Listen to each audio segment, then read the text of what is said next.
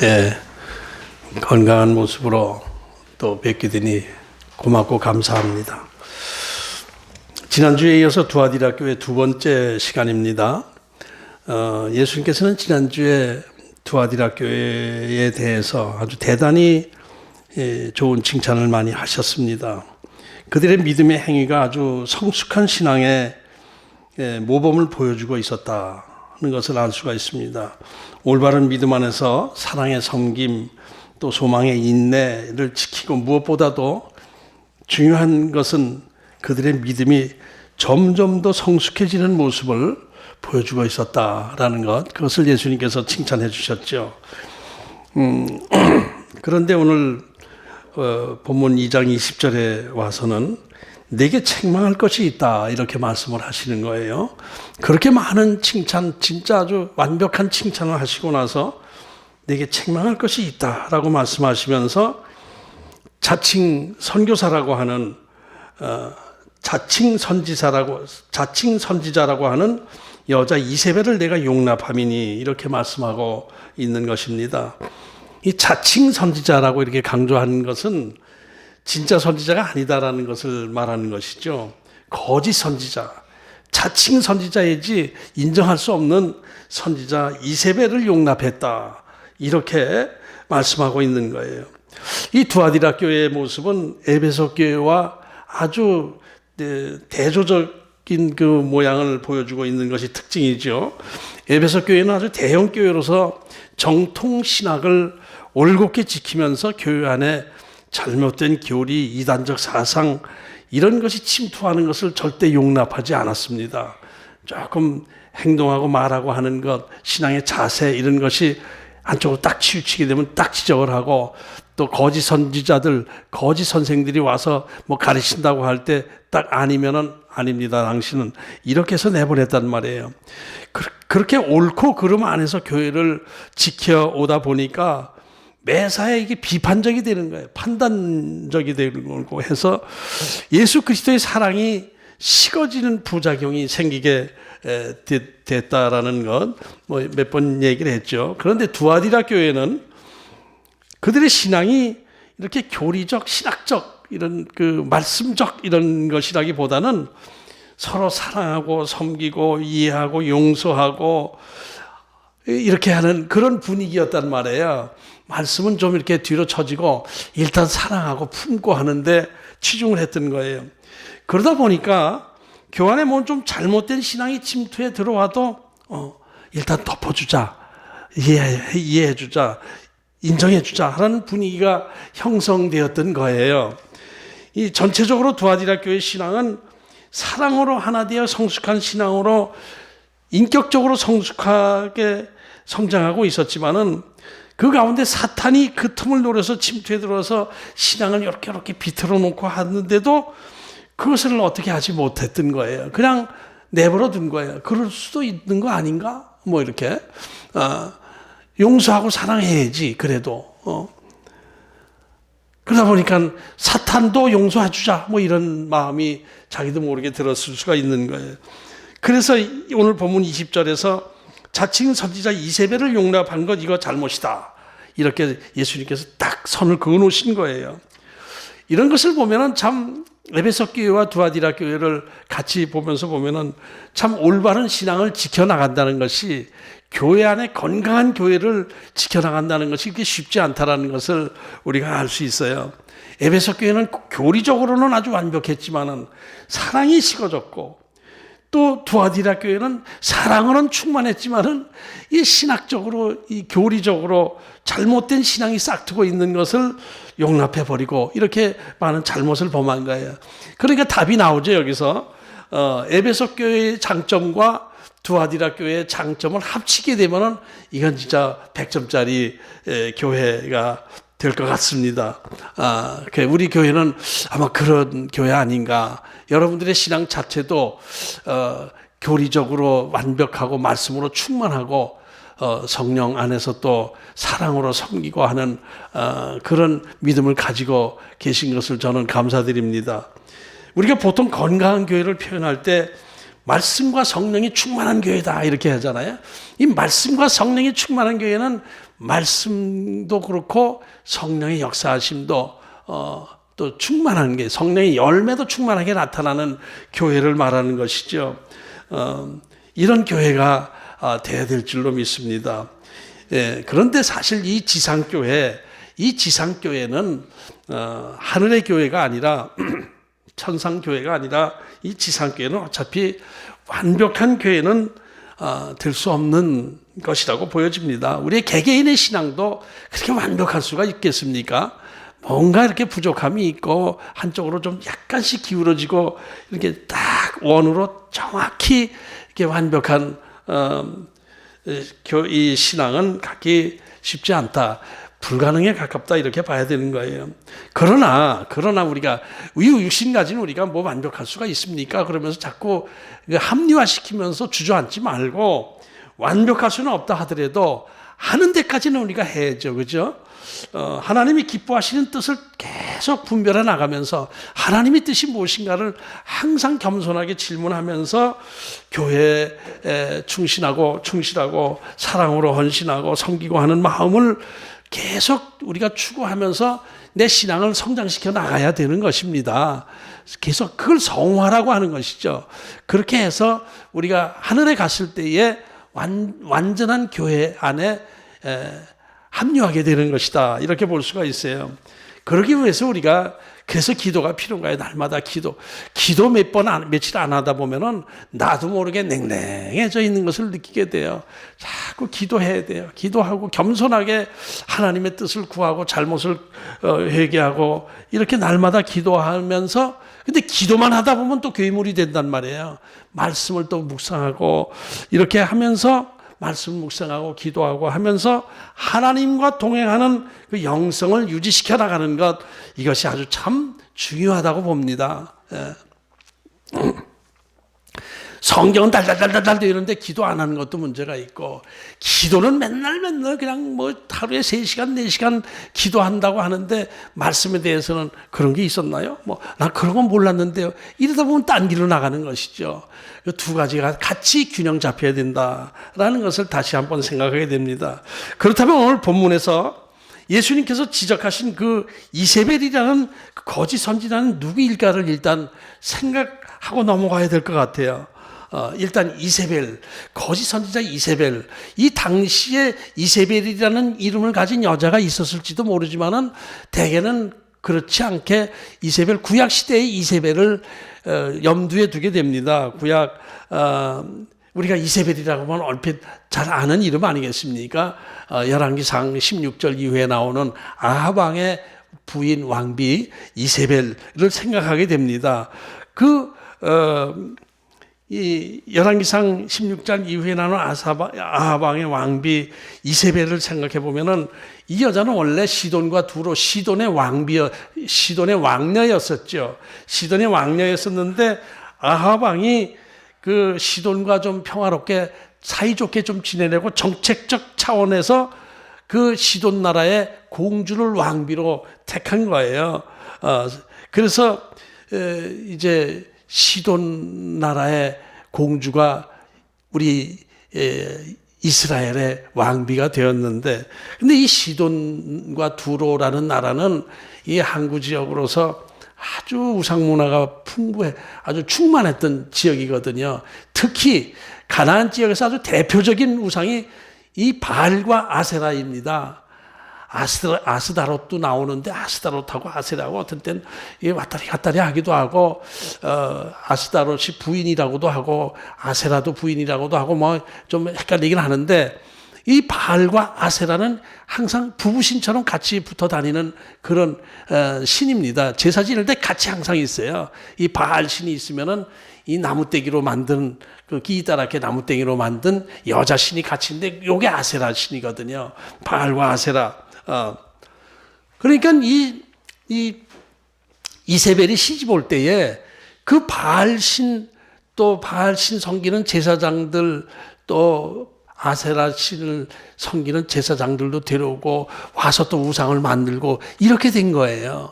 그러니까 이방 여자들을 잘못 얻으면 솔로몬이 그런 것처럼 잘못 데려오면은 그게 바로 우상을 같이 사오는 거나 마찬가지가 되는 거예요.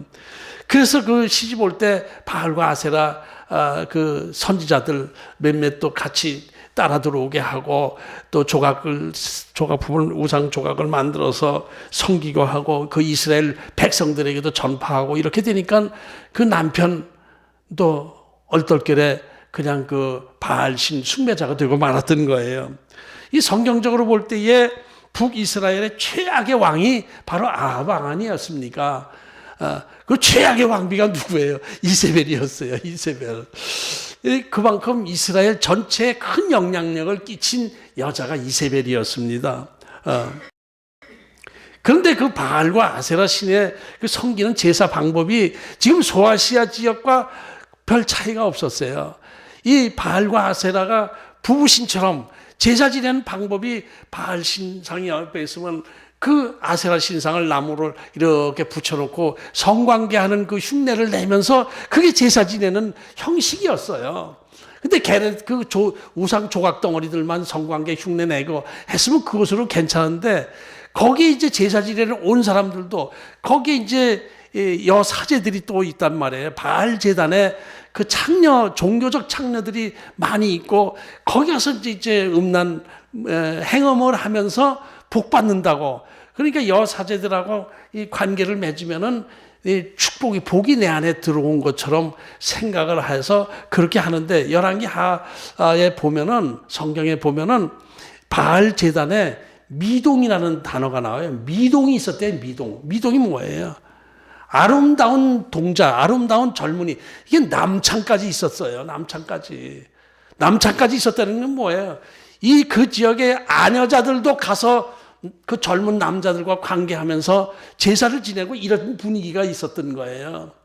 그러니까 그 바알과 아세라 신, 그게 얼마나 문란한 그 우상 문화였던지 우리가 알 수 있지 않습니까? 그래서 많은 학자들은 오늘 그 거짓 선지자 이세벨이라는 이름을 여기서 등장시킨 것은, 이세벨이라는 이름으로 표현한 것은 그 당시에 이세벨이라는 이름을 가진 여자가 있었는지도 모르지만은 학자들은 대부분 그 구약 시대에 아합의 부인 이세벨과 비슷한 여자가 있었다라는 것을 강조하기 위해서 이세벨이라는 이름을 쓴 것 아니냐 이렇게 보고 있습니다.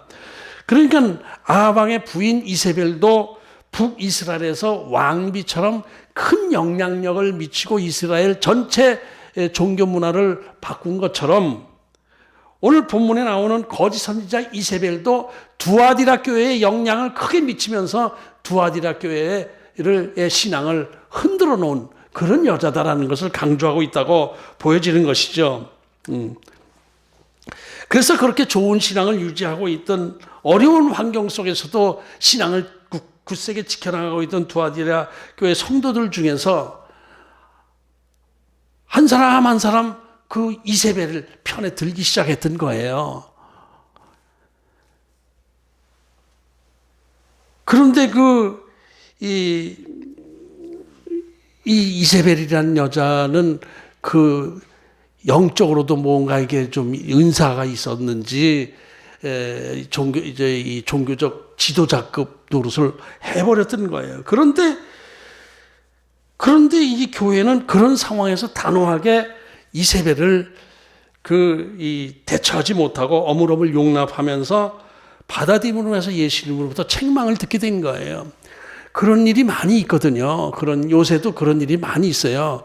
그 여자 성도가 이렇게 들어와서 기도 엄청 한다는 여자 성도가 들어왔다고 그러고 기도도 많이 하고 헌금도 많이 하고 막 이러다 보면은 교회에서 누가 그런 분을 싫어하겠습니까? 기도도 그냥 기도원에서 날마다 철야 기도하고 또 헌금도 그냥 많이 하면서 그러면 교회 금세 중심축에 들지 않겠습니까?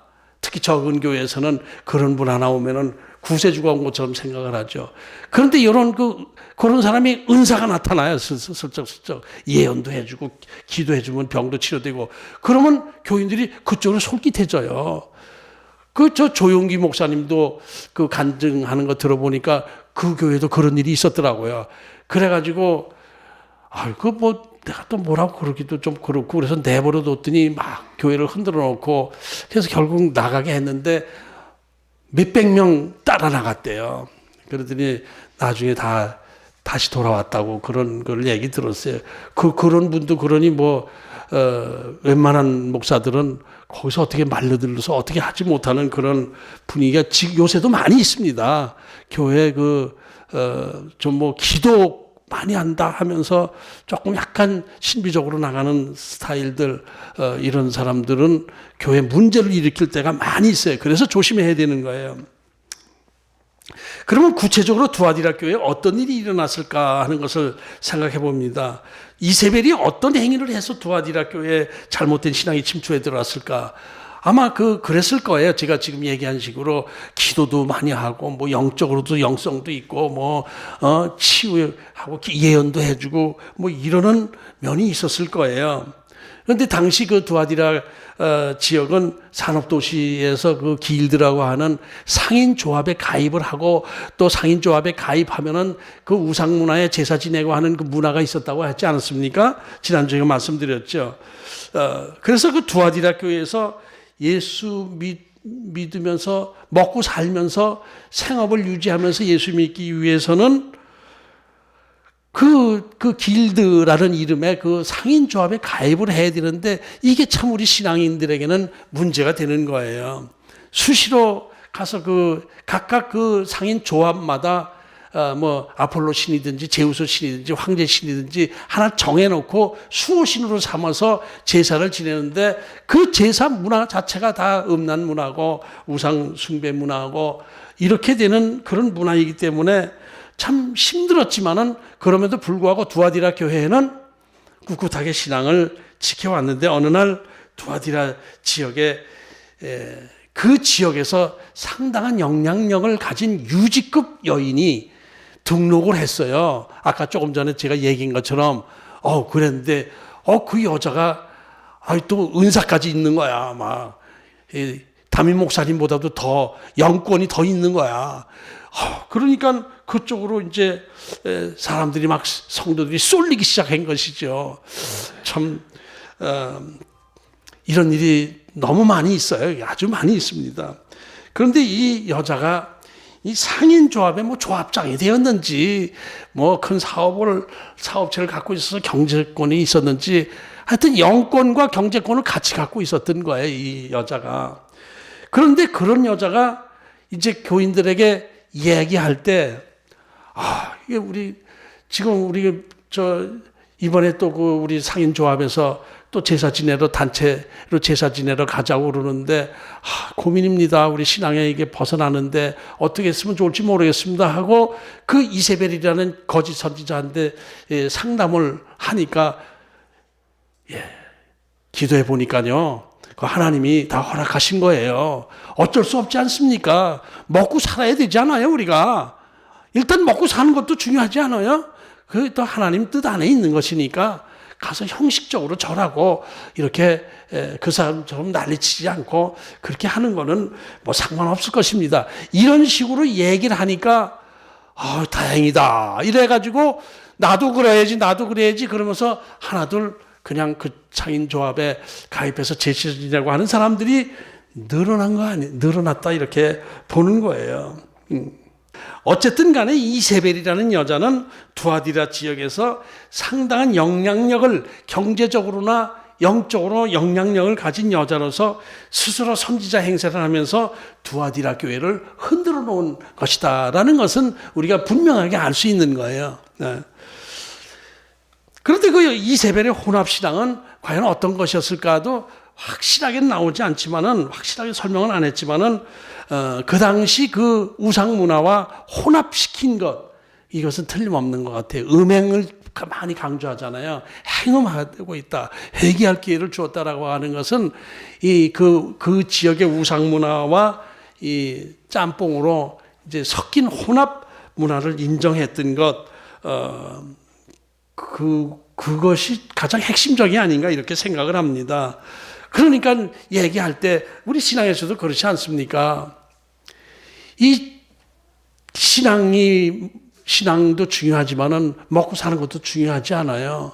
그럴 때 이제 또 그렇게 생각할 때 일단 내가 이 경제적으로 내가 먹고 살아야 되고 또 내가 경제적으로 풍부해야 교회 헌금도 좀 많이 하고 또 이 이웃 베풀기도 하고 사랑의 섬김도 할 수 있는 것이지, 내가도 먹고 살기 힘든 상황에서 교회 와서 이러고 찔찔거리면서 기도만 한다고 이게 무슨 좋은 신앙이냐, 이렇게 또 판단하고 생각하는 경우도 많이 있지 않습니까? 그런 식의 그 여자 아니었나 이렇게 짐작을 할 수가 있는 거예요.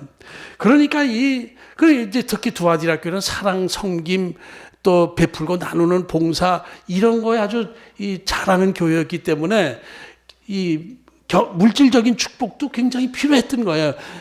사랑이 섬기고 교회에 충성하고 하려면은 이 경제적으로 좀 뭐가 있어야 되잖아요.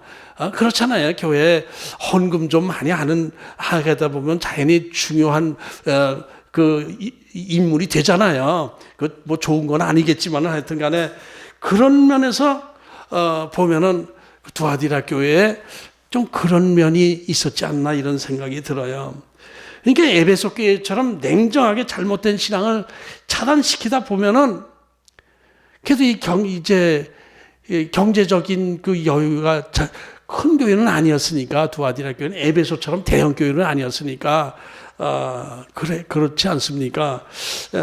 그래서 이 사랑으로 섬겨 이렇게 하다 보면은 이제 그 물질과 이렇게 좀 이렇게 혼돈이 되고 죄를 용납하는 잘못도 범하게 되고 이러지 않았나 이런 생각을 해야 돼요.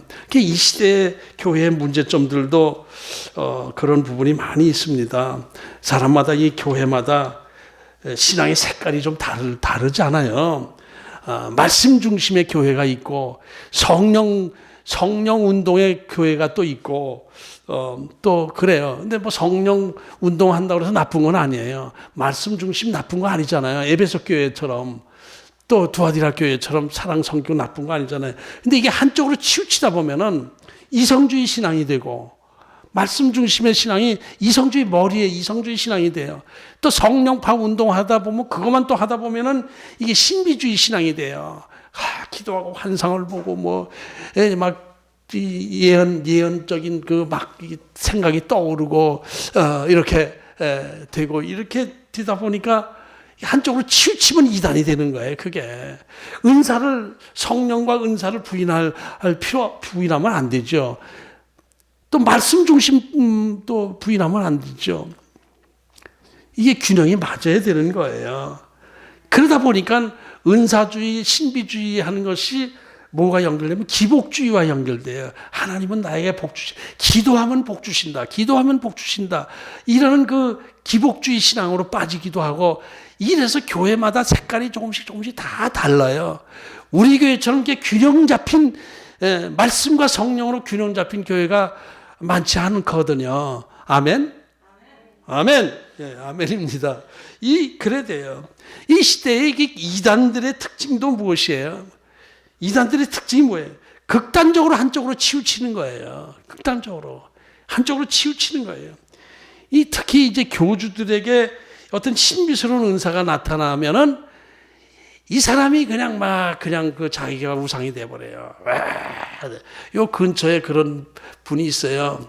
그런 분이 있는데 2단인지 3단인지 좀 경계선을 왔다 갔다 하고 그래서 좀 애매한데, 큰 교회, 제가 그 교회 가봤더니 한 바퀴 도는데 한 10분 걸리더라고요. 어마어마해. 커다란 방주처럼 그래요. 근데 건강한 교회는 아닌데 이게 딱 불꽃 같은 눈초리로 설교를 해요. 막 이러고 그러면 아멘 하고 쓰러지고 넘어지고 막 이렇게 돼요. 근데 거기 굉장히 많이들 몰려들어요. 한기총 회장까지 시켰다 나중에 또 그만두게 하고, 이단이다 아니다 했다가 이 교회 세력이 크니까 또 풀어주기도 하고 막 이런 문제가 있는데, 그러다 보면 이제 좀 신적인 그 능력이 생기다 보면 자기가 우상이 되어서 하나님 노릇을 하게 되는 게 이단들인 거예요.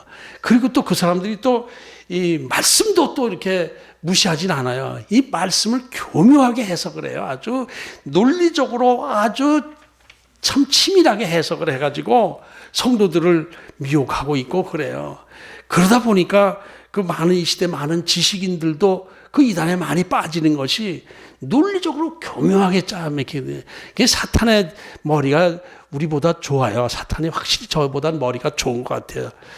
참 그렇게 교묘하게 그래서 교묘한 이론에 말려들고 이렇게 돼요. 그래서 우리가 올바른 신앙을 갖추려면은 그 인격적으로 지정의 이 균형 잡힌 신앙 영성을 가져야 되는 것, 이거 아주 중요하다고 다시 한번 확인이 됩니다. 그리고 또 그 다음에 또 이 당시에 이 세상과 혼합된 신앙이 이 시대에도 많이 있지 않습니까? 세상 문화에 많이 섞여 있어요. 우리 교회 문화 자체가요. 아주 많습니다. 뭐 그거 하나하나 열거하자면은 굉장히 지루하게 많이 얘기 나올 수 있는데, 어쨌든 전체적으로 영적인 면과 육신적인 면을 함께 강조하면서 교묘하게 세상 문화를 우리 교회 문화에 이렇게 혼합시키면서 세속적인 면을 용납하는 그런 신앙이 많아요. 그래서 이 성공지상주의, 또 뭐 철학적인 설교 이런 걸 하면서 이렇게 그 설교 잘하는 것처럼 생각하고, 또 그런 데 많이 말려들기도 하고 그래요. 그리고 또 물질 축복이 바로 하나님께서 주신 축복으로 이렇게 간주하는 거 아니거든요. 물질이 많아지는 것은 축복이 아니거든요. 그게 사명의 하나에 들어가 있는 것이고, 그 물질이 그 사람의 신앙을 망칠 수도 있고 하는 그런 요소가 있는데, 그런 거를 이 교묘하게 이렇게 용납하는 그런 분위기가 이 시대 교회도 많이 있습니다. 많이 있습니다. 그런 문제 이제 생각하다 보니까 정통 교회라 하더라도 대형 교회가 있고 소형 교회가 있고 개척 교회가 있고 막 그렇잖아요.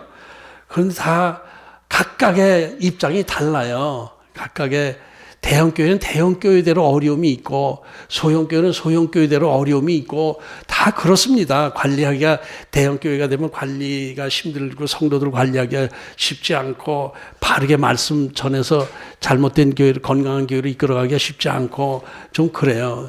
근데 이제 재정적으로는 대형 교회는 막 아주 많이 있죠. 여유가 있죠. 재정적으로는. 그 재정을 어떻게 사용하느냐, 베풀고 나누고 이렇게 하는데 쓰느냐, 아니면 교회 확장하는데 쓰느냐, 이런 데 따라서 시험이 들고 문제가 생기고 이렇게 되잖아요. 근데 소형교회 문제는 뭐예요? 한마디로 말해서 재정이 부족한 게 제일 문제예요. 작은 교회는 월세 내기 쩔쩔매고 그래요. 그러면서 또 거기에 또 시험 들고, 목사님이 또 너무 재정이 어려우니까 헌금 좀 어떻게 좀 해주세요. 월세를 못 내고 있습니다. 뭐 이런 얘기 하면은 시험 들어서 떠나고 막 이렇게 돼.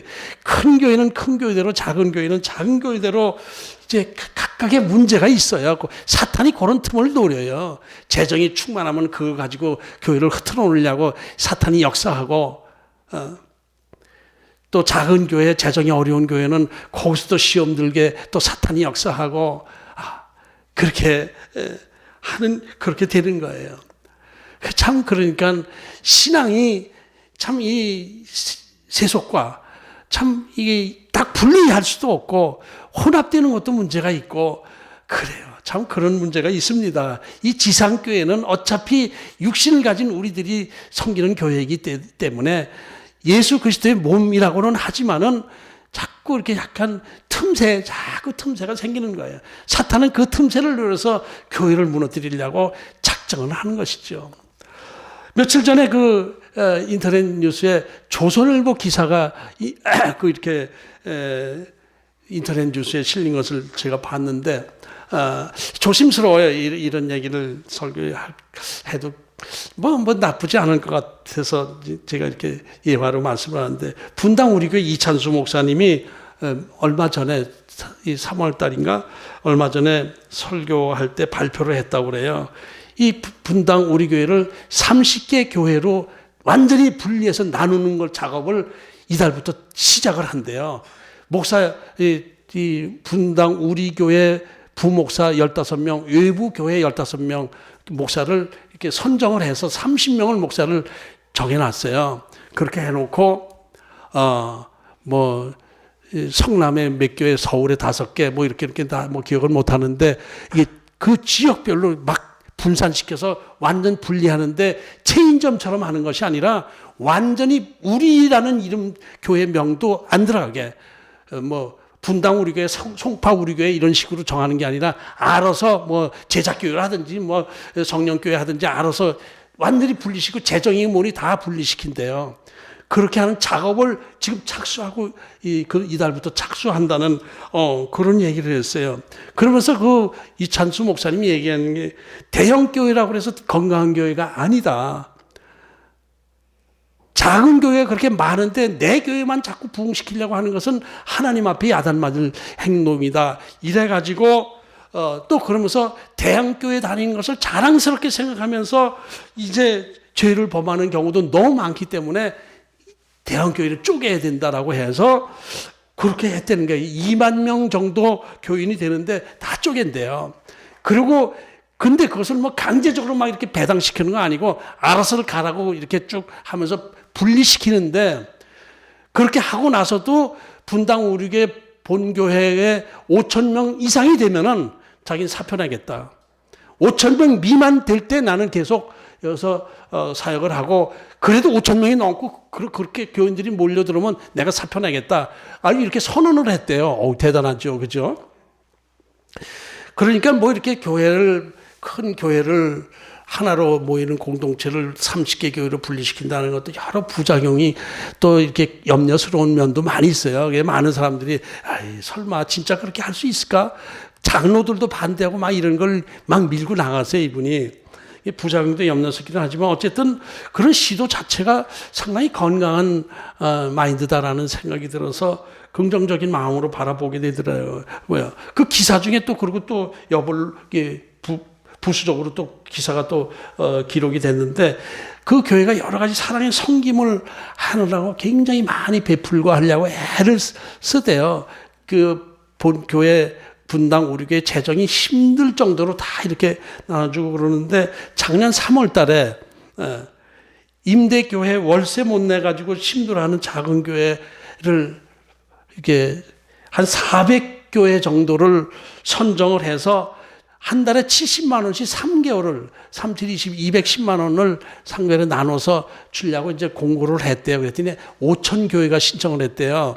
5천 교회가 신청을 했는데 400교회 이렇게 되면은 뭐 이게 그 나머지 4,600교회는 또 그냥 허당되는 거 아니에요? 그래서 그렇게 해서 그 발표를 했는데, 근데 놀라운 것은 그 교회 교인들이 자발적으로 그 헌금을 특별히 한 사람도 많고, 외부 그 교회 아닌 다른 교회 교인들도 헌금을 막 하고, 해외 교민까지 헌금을 해서 32억 8천만 원이 확 헌금이 들어왔대요. 그러니까 정말 32억 8천만 원이 들어오니까 이찬수 목사님이 그러면 더 늘리자 해가지고 400개 교회를 900개 교회로 늘리고 70만 원을 100만 원씩 3개월을 이렇게 지원해 주는 걸로 했대요. 그리고 그러면 이제 4,100개 교회 목사들은 또 낙심할 거 아니에요.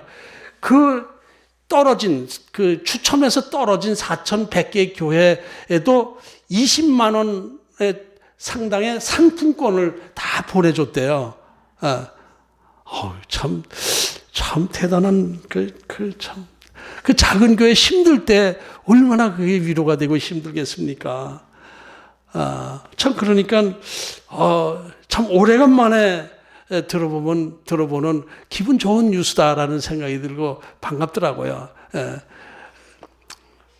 뭐 저는 뭐 그런 지원 그거 원하지 않아요. 전 오래전에 수경이 친구가 지구촌 교회 아주 열심히 하고 있는데, 지구촌 교회에서 그런 식으로 작은 교회를 지원해 주는 게 있는데, 수경이한테 너희 교회도 좀 신청하면은 이렇게 좀 하게 해주겠다고 이제 그래서 수경이가 얘기를 하더라고요. 그래서 내가 그 자리에서 그랬죠.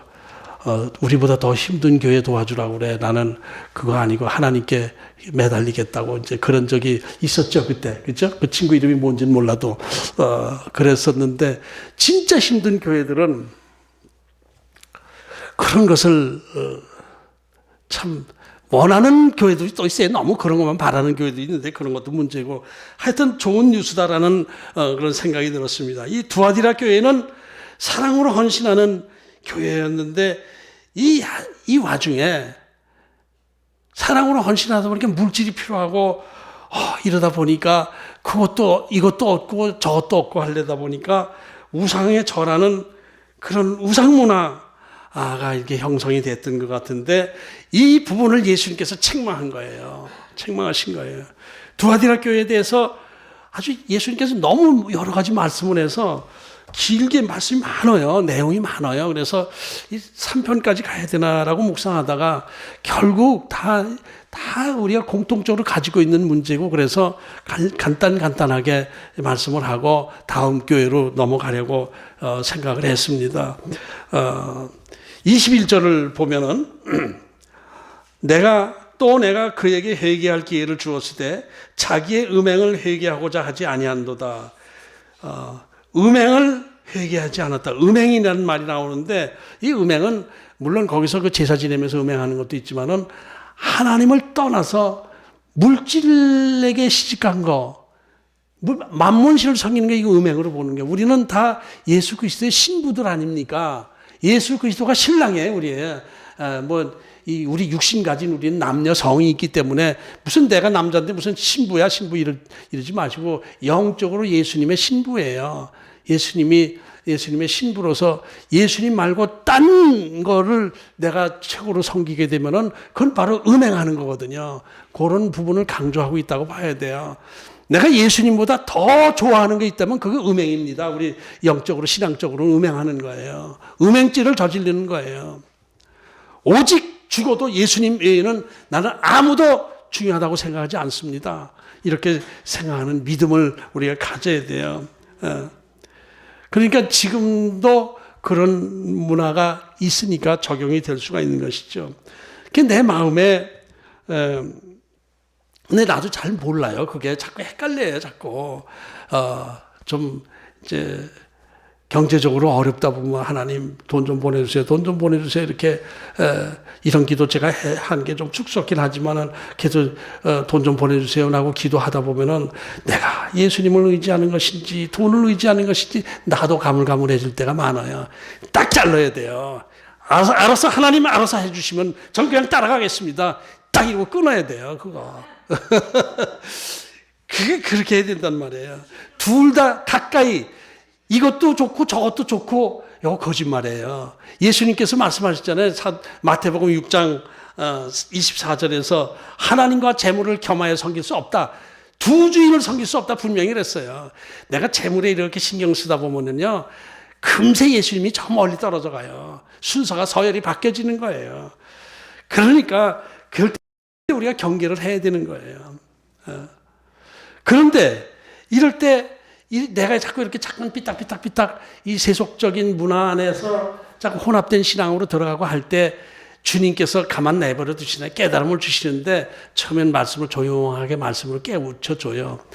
근데도 못 알아들어 내가. 그래도 이게 필요하잖아요. 자꾸 그러다 보면은 좀 크게 아니야 또 크게 말씀을 하셔요. 그래도 모르겠어요. 나는 하여튼 그래도 이렇게 돈 버는 것도 중요해요. 그러면서 막 나가다 보면은 그 회개할 기회를 주시는데 단계적으로 깨우쳐 주시는 게 오늘 여기 나오잖아요. 이거 자기 음행을 회개하고자 하지 아니한도다. 회개할 기회를 주었으되 자기가 음행을 회개할 기회를 여러 번 단계적으로 주셔요. 이게 조그맣게 말씀하셨다, 크게 말씀하셨다. 그 다음에 이제 다음에 오늘 본문에 나오면은 환난 가운데 던지고 자녀를 죽이니 뭐 이런 얘기 단계적으로 막 나오는데, 그 보통 제가 경험한 것도 그렇고 그래요. 하나님께서 우리에게 작게 말씀하시다, 좀 크게 말씀하시다가 그래도 안 들으면 탁 치시는데, 어떤 것부터 치시냐면 일단 물질적 손해를 끼쳐줘요. 이거 좀 조심스러운 얘기입니다. 조심스러운 얘기예요. 물질적 손해를 우선 건드려요. 탁탁 막아버리세요. 제가 그랬지 않습니까? 제가 물질의 우상이 되어서 물질을 이렇게 해서 그걸로 내가 최고인 줄 알고 막 이렇게 하면서 하나님 이 정도로 안정적인 궤도에 내 경제권이 올라섰는데 하나님인들 어떻게 할까? 내가 조심하는데 내가 그런 얘기 했다고 전에 한번 말씀했죠. 그러다 아차 하고 아니야. 이거 잠깐 스쳐 지나간 얘기니까 하나님 잊어먹으세요. 근데 하나님께서 그걸 불꽃 같은 눈초리로 그걸 딱 체크하시고 그래? 한번 보자 그러더니 탁탁탁탁탁 끊어 놓으시는데 참 지금 생각해도 신기해요. 아무리 조심해도 딱 끊기고 막히고 이렇게 되다. 물질적 손해를 끼쳐요. 그런데 물질적으로 망하고 나서도 버티는 고집쟁이들이 또 있거든요. 그럴 때는 이 육신의 질병을 주셔요. 육신의 질병을 주셔요. 어떤 그 은사자가 저한테 그런 얘기했죠. 박 목사가 조금 더 버텼으면은 몸을 치시려고 그랬는데 고전에 돌아와서 다행이라고. 그래서 지금 제가 건강한 편 아닙니까? 또 조금 버텼으면 몸까지 망가졌을 거예요. 예, 그 다음에 세 번째로는 그래도 버티어요. 몸까지 망가졌어도 그래도 버티고 고집 부리는 사람이 있어요. 그 다음에 가정을 파괴시키시더라고요. 부인, 자녀들이 떠나게 해도 가정을 노숙자가 되고 이제 이렇게 하시더라고요. 그래도 회개하지 않고 버티는 것은 그 다음에 죽여버려요. 근데 그것은 구원받은 자가 아니죠. 그죠? 구원받은 자는 그 중간에 어디서 다 돌아오게 돼 있어요. 하나님이 택하신 백성은 그 중에 돌아오게 돼 있어요. 그래서 회개할 기회를 많이 주신다라는 것이 이제 오늘 본문에 나오는 것이 그런 것을 의미하는 것 같아요. 이 오늘 22절에 이런 말씀이 있잖아요. 볼지어다 내가 그를 침상에 던질지어다. 침상에 던진다는 것은 이것은 병상, 병원 침대에 던진다 이런 얘기 마찬가지예요. 그러니까 그 침상은 그 우상 숭배하면서 그 음란 문화 우상 숭배하던 침상이 이제 병들은 침상이 될 것이다. 어떤 학자들은 그래서 그 우상 숭배하면서 성병에 많이 걸려서 이 병이 들고 물질적으로 손해보고 자식들도 죽고 이런 일이 생겼던 역사적 기록이 있다 뭐 그러는데 그 뭐 역사적 기록 구태여 찾지 않아도 지금 이 시대에도 그런 하나님의 그런 역사는 많이 있으니까 예, 이런 것을 말씀하신 것 같아요. 그러니까 우리가 하나님께서 회개의 기회를 주실 때에 빨리 깨닫고 돌아서야 되는 거예요. 이세벨이 돌아서지 않았다는 것을 말씀하고 있잖아요. 23절을 봅니다.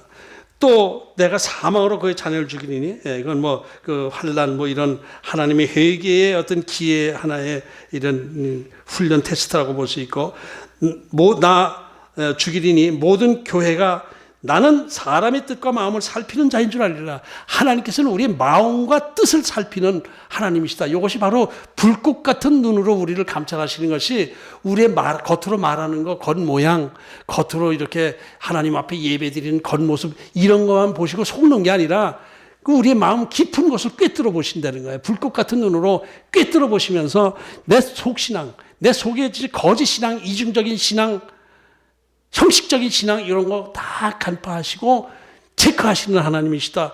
이것을 말씀하고 계시는 거예요.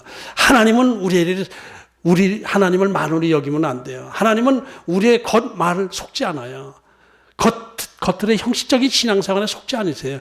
우리 신앙 깊은 곳을 뚫어보시는 거예요. 나 자신도 내 믿음을 착각할 때가 많이 있는 걸 제가 너무 느껴요. 난 믿음이 있는 줄 알았더니 아니었네. 이게 아니었네 하는 것을 자꾸 깨닫게 돼요. 난 이거 뜨거운 믿음으로 생각했는데 이게 우상적인 믿음이었구나. 이런 것도 깨닫게 될 때가 많고. 그래서 우리는 이번 기회에 진짜 나 자신의 믿음의 정체성을 바로 깨달아야 돼요. 믿음 있는 줄 착각할 때가 많이 있거든요, 우리가. 이세벨도 아주 그냥 나쁜 여자라기보다는 회개할 기회를 줬다라는 거 보면은 나쁜 여자라고 아주 악한 사탄의 여자라고만 하기보다는 사탄의 꾀임에 넘어간 거예요. 이세벨도 잘 몰랐던 거예요. 이럴 수도 있는 거 아니야. 일단 먹고 사는 거 하나님께서 이해해 주실 거 아니야. 뭐 이렇게 생각하면서 자기의 그 영성 가지고 잘못된 길로 교인들을 이끌어가는 것 같아요. 정체성을 확인해야 돼. 내 믿음의 정체성은 과연 진짜 건강한 믿음인가 내가? 아닌가? 한쪽으로 치우친 믿음은 아닌가? 세상과 혼합된 믿음은 아닌가? 오직 예수 그리스도만 내 삶의 생명의 주인으로 삼고 섬기려고 애쓰고는 있지만은 조금씩 빗나가는 것은 아닌가? 이런 것들을 스스로 점검하는 기회가 되어야 될 줄로 압니다. 24절부터는 이제 다시 이런 혼합신앙의 분위기 속에서 그래도 신앙의 절개를 지키는 그 성도들에 대해서 위로하고 권면하는 말씀을 주시는 거예요. 24절부터 볼까요? 두아디라에 남아있어 이 교훈을 받지 아니하고 소위 사탄의 깊은 것을 알지 못하는 너희에게 말하노니 다른 집으로 너희에게 줄 것은 사탄의 깊은 것 이것이 좀 뭔가 소위 이렇게 한 것은 아마 이세벨이 나는 사탄의 세계의 깊은 것을 다 알아. 이거 사탄의 역사 아니야. 이런 얘기를 했을 때 그래요? 이러고 있는데 사탄의 깊은 것 너희 알지 못하는 하나님만 알고 사탄을 잘 모르는 너희들 내가 다른 더 큰 짐을 지우지 않을 거야. 그 정도로 됐어. 이렇게 하는 말씀이죠. 그때 어떻게 해주신다고 약속했냐면 만국을 다스리는 권세를 주신다. 그러니까 끝까지 신앙을 지키는 자에게 만국을 다스리는 권세를 주신다. 근데 이게 나에게 하나님께서 만국을 다스리는 권세를 주실 수가 있나 이런 생각하는데 예수님께서 십자가 지시고 나서 부활 승천하시고 나서 성부 하나님께서 예수님께 만국을 다스리는 그런 권세를 주셨잖아요. 그러니까 예수님과 하나 된 우리는 예수님과 같이 영생 복락을 누리는 그런 축복을 주시겠다라는 말씀에 또 새벽별을 주리다.